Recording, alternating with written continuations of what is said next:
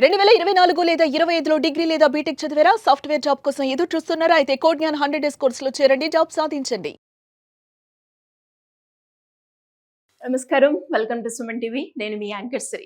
మరి బంగారంలో పెట్టుబడి పెట్టేటప్పుడు బిస్కెట్ రూపకంగా బంగారంలో పెట్టాలా? లేదు అంటే జ్యువెలరీ రూపకంగా పెట్టాలా? వీటి గురించి క్లారిటీగా ఇన్ఫర్మేషన్ ఇవ్వడానికి మనతో పాటు ఉన్నారు అనిల్ సింగ్ గారు. అడిగి తెలుసుకుందాం. నమస్కారం సార్. నమస్తే శిరీష. సార్, చాలా మంది అంటే మన వీడియోస్ చూసిన తర్వాత బంగారంలో పెట్టుబడి పెట్టడం చాలా మంచిది అని అనుకునే వాళ్ళు చాలా మంది ఉన్నారు. అలాంటి వాళ్ళు ఎవరైనా కూడా ఇన్వెస్ట్మెంట్ మోడల్లో గోల్డ్ రూపకంగా వెళ్ళాలి అన్నప్పుడు జ్యువెలరీని ప్రిఫర్ చేయాలా? లేదు అంటే బిస్కెట్ని ప్రిఫర్ చేయాలా? దీన్ని ఏ రకంగా అర్థం చేసుకోవాలి అంటారు? ఎలాంటి మైండ్ సెట్ తోటి మనం ముందుకెళ్ళాలి? ఇది ఎక్స్ట్రీమ్లీ ఇంపార్టెంట్ ఎపిసోడ్. ఎందుకంటే నాకు చాలా ఇంపార్టెంట్ విషయాలు నేను క్యాల్కులేట్ చేశాను. ఎందుకు చెప్తున్నానంటే ఈ మాట, మనం అందరం కూడా కొన్ని విషయాలు తెలవకుండా మన పూర్వీకులు అంటే మన ముత్తాతలు కానివ్వండి, తాత కానివ్వండి, అమ్మ నాన్న కానివ్వండి, అందరూ ఒక తప్పు చేసేవాడు. అదేంటి? అందరూ ప్రతిసారి కూడా డబ్బులు ఉన్నప్పుడు బంగారంలో పెట్టుబడి పెట్టాలి అంటే ఏం చేస్తారు? జ్యువెలరీ కొంటారు. అవును సార్. అసలు బిస్కెట్ అందరూ కొంటారండి మన లేదు ఇండియాలో? సార్, ఏదో చాలా రేర్ అండ్ కోటీశ్వర్లు మాత్రం బిస్కెట్లు కొనుక్కుంటారు. ఇది కరెక్ట్. సో అందుకే మీరు చూసుకుంటే మీ ఊర్లలో కానివ్వండి, ఇక్కడ సిటీలో కానివ్వండి, ప్రతి అడుగున మీకు జ్యువెలరీ షాప్స్ ఉంటాయి కానీ గోల్డ్ బిస్కెట్స్ లేదా గోల్డ్ కాయిన్స్ అమ్మే షాప్స్ ఉండవు కదా. ఎందుకు అంటే more than 90% of the families only ఆభరణాలు మాత్రమే కొంటారు. బంగారం అంటే జ్యువెలరీ, బంగారం అంటే ఆభరణాలు, బంగారం అంటే గోల్డ్ కాయిన్ ఎందుకు కాకూడదు, గోల్డ్ బిస్కెట్ ఎందుకు కాకూడదు అని చెప్పేసి అందరూ ఆలోచించరండి ఈ మాట. ఇక్కడ ఇంకొక ఈ ప్రాబ్లం వల్ల ఆలోచన అనేది రాలేదు. అది ఏంటిది? ఎందుకు సార్? ఇప్పుడు హాల్ మార్క్ 916 మనం ఏది ఇస్తే అంతే వస్తుంది అని చెప్పారు కదా సార్. ఎస్, మరి గోల్డ్ కి బిస్కెట్ కి డిఫరెన్స్ ఏంటి? గోల్డ్ జ్యువెలరీకి బిస్కెట్కి డిఫరెన్స్ ఏంటి చెప్తా. ఫస్ట్ అండ్ ఫార్మోస్ట్ ఏంటంటే మనం అందరం బంగారము అవసరం ఉన్నా లేకున్నా డబ్బులుంటే ఖర్చు అయిపోతాయి. అనవసరమైన టీవీలు కొంటారు, మొబైల్ ఫోన్లు కొనేసి అంతా లాస్ అయిపోతారు కదా. బంగారం పెడితే అది అప్రిషియేట్ అవుతుంది. అప్రిషియేట్ కాకుండా కానీ మన డబ్బులు మాత్రం బంగారంలో సేఫ్ ఉంటాయి. పైగా హెల్త్ ఎమర్జెన్సీ ఉన్న, ఫైనాన్షియల్ క్రైసిస్ ఉన్నా మనకు పనికి వస్తుంది. అది ముఖ్యమైన కారణం అందరూ ఆభరణాల్లో డబ్బులు పెడతారు. కానీ ఒక విషయం ఆలోచించారా? మీకు కష్టాల్లో ఉన్నప్పుడు మీకు బంగారం అనేది మీకు ఎప్పుడు హెల్ప్ చేస్తుంది, కానీ దాన్ని తాకట్టు పెట్టేసేసి మీరు డబ్బులు తెచ్చుకోవచ్చు. కానీ గోల్డ్ కాయిన్స్ని, బిస్కెట్స్ని మీరు తాకట్టు పెట్టలేరు. దానివల్లనే 90% వరకు మీకు గోల్డ్ షాప్స్లో బిస్కెట్స్ అండ్ కాయిన్స్ అందరూ కూడా అమ్మరు. సో మీరు బంగారం జ్యువెలరీ ఉందనుకోండి, దానికి ఒక రిసిప్ట్ ఉంటుంది. దానికి 24 క్యారెటా, 22 క్యారెటా, లేదంటే 18 క్యారెట్ బంగారమా, అది మీరు పెట్టేసేసి మీరు ఎలాగో అప్పులు తెచ్చుకోవచ్చు. అయితే అందరూ కూడా ఏంటంటే ముందు నుంచి ఆభరణాల గురించి ఆలోచించేవాళ్ళు. They never gave importance to investment wise. ఇప్పుడు మీరు అడిగిన ప్రశ్నకి 2 భాగాలు తీసుకుంటానండి. ఒకటి ఏంటంటే తరతరాలుగా వస్తున్న ఆభరణాలు ఎవరైతే మనం ఇంట్లో కొంటున్నామో ఇప్పుడు కూడా కొంటున్నారు, కానీ అది ఇన్వెస్ట్మెంట్ కాదు. అది మీ అవసరానికి మీరు కొంటున్నారు, కానీ అందులో మీరు పెట్టుబడి పెట్టట్లా. జస్ట్ మీరు ఒక వస్తువు కొంటున్నారు, వాడుకుంటున్నారు.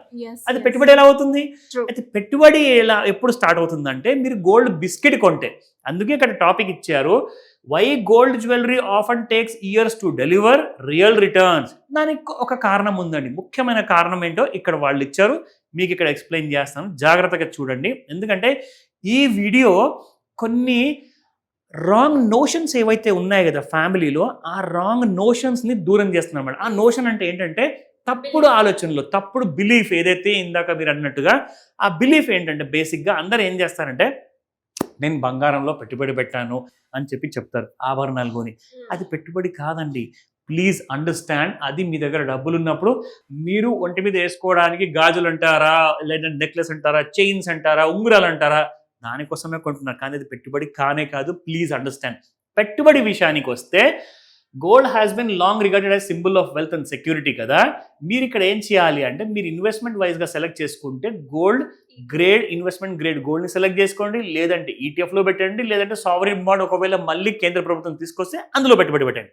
నా ఇప్పుడు ఇక్కడ మీరు చూసుకోవాల్సింది ఏంటంటే understanding gold as an investment. అసలు ఫస్ట్ ఆఫ్ ఆల్ నేను నా అవసరానికి నేను బంగారం కొంటున్నానా, లేదంటే నాకు అవసరం లేకుండా కానీ పెట్టుబడి కోసం నేను బంగారం కొంటున్నానా?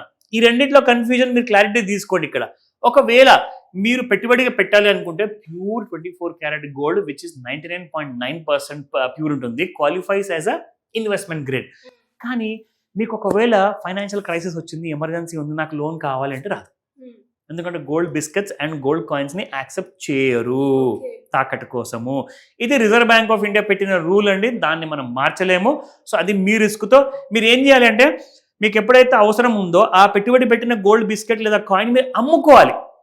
మీరు అమ్ముకోవచ్చు మార్కెట్లో, బట్ మీరు తాకట్టు పెట్టలేరు. అది మీరు గుర్తుపెట్టుకోండి, ఓకేనా? సో అది మీకు 24 క్యారెట్ గోల్డ్ ఉంటుంది. ఒకవేళ మీరు జ్యువెలరీ కొనాలి అనుకోండి, అప్పుడు 22, 18, 14 కూడా ఉంటుంది మీకు ఆప్షన్, కానీ అది మీ వాడకం కోసం, ఓకేనా? నా the hidden cost of jewellery, ఇది చాలా ఇంపార్టెంట్. మీరు ఎప్పుడైతే ఇందాక మీరు టాపిక్ చూసారు కదా, ఎందుకు మీరు కొన్న ఆభరణాలకు మీరు ప్రాఫిట్లో రాలేకపోతున్నారు త్వరగా అంటే దీనివల్ల 25%. ఎస్. సో 10 నుంచి 20% మీరే మేకింగ్ ఛార్జెస్ ఇస్తున్నారు, డిజైన్ ఛార్జెస్ ఇస్తున్నారు, దాంతోపాటు 3% జిఎస్టీ కూడా కడుతున్నారు. సో మొత్తానికి ఒకవేళ మీరు 20% ప్లస్ 3% అంటే 28% అంటే 30% వరకు మీరు పెట్టుబడి పెడుతున్నారు. ఇప్పుడు ₹1,00,000 వర్త్ బంగారం కొన్నారండి జ్యువెలరీ, దానికి ఇంకా 30% యాడ్ చేసి ఎంత అయిందని మీ ఇన్వెస్ట్మెంట్ 1,30,000. అంటే ఫర్ ఎగ్జాంపుల్ ఇప్పుడు మీరు 1,30,000లో ఆభరణం కొంటే అది మీకు 1,60,000 దాకా పోతుంది ఆ కాస్ట్, బికాస్ ఆఫ్ ఈ పర్సంటేజ్ వల్ల. అంటే 1,60,000 ఇప్పుడే రానప్పుడు మీరు 1,60,000 కొంటున్నప్పుడు మరి మీరు ప్రాఫిట్ ఎలా ఉంటారండి? కనీసం ఇంకొక 5 సంవత్సరాలు లాగాల మీకు ఆ రేట్ రావాలి అంటే, అది main reason. So historical performance of pure gold, 24 carat gold priced at approximately 6,300 2004లో ఉంటే 2024లో 78,000 అండి. సో చూసుకోండి దానికి దీనికి ఎంత డిఫరెన్స్ ఉంది. సో ఇక్కడ చూసుకుంటే 5 to 6 years వరకు రఫ్లీ డబుల్ అయిపోయిందండి మన బంగారం ఇక్కడ చూసుకుంటే.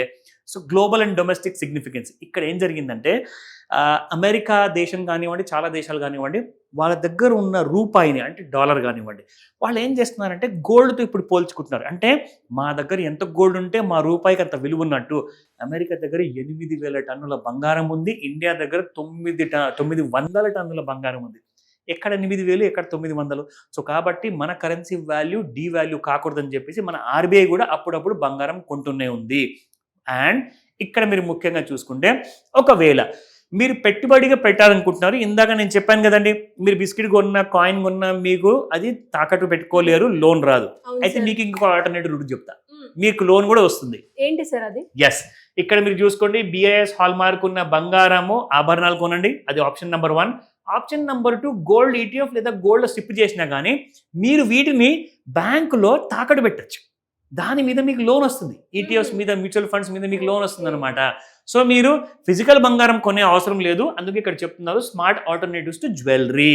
అండ్ ఇక్కడ ఏంటంటే, మీరు అక్కడ జ్యువెలరీ కొనేటప్పుడు 30% పే చేశారు కదా, ఇక్కడ 30% పే చేయరు, చాలా 1% or 2% ఎక్స్ట్రా పే చేస్తారు. సో మీరు లాభాల్లో ఉంటారు. మీరు ఎప్పుడైనా మీకు లోన్ కావాలంటే కూడా లోన్ వస్తుంది. సో అవాయిడింగ్ ఇమోషనల్ పర్చేస్, ఇది మాత్రం అసంభవం అండి. ఇండియాలో ఈ మాట మాట్లాడకూడదు, ఎందుకంటే కూతురు పెళ్లి ఉంటుంది, తల్లికి కావాలి నగలు, నాన్న నేను చనిపోయే ముందు నా కోసం బంగారు గాజులు తీసుకురా అంటారు, కొడుకుకి. So emotional purchase. సో దీని గురించి మనం ఎలాంటి డిస్కస్ చేయకూడదు. నా కరెంట్ మార్కెట్లో ట్రెండ్ ఏంటి ఇప్పుడు చూడండి, దాదాపు 1,08,000 10 గ్రాములు 24 క్యారెట్ గోల్డ్. ఇది చూసుకుంటే సింగిల్ డేలో మనకు బంగారం చాలా పెరిగిందని చెప్తున్నారు. ఇక్కడ నుంచి 1,53,000 అంటున్నారండి నెక్స్ట్ 1 yearలో. సో మీరు కూడా మీ ఆలోచన ప్రకారంగా మీకు ఏదైనా డౌట్స్ ఉన్నాయా, ప్రశ్నలు ఉన్నాయా, కాల్ చేస్తే చెప్తాను. డెఫినెట్గా sir. Thank you so much. Welcome Sirisha.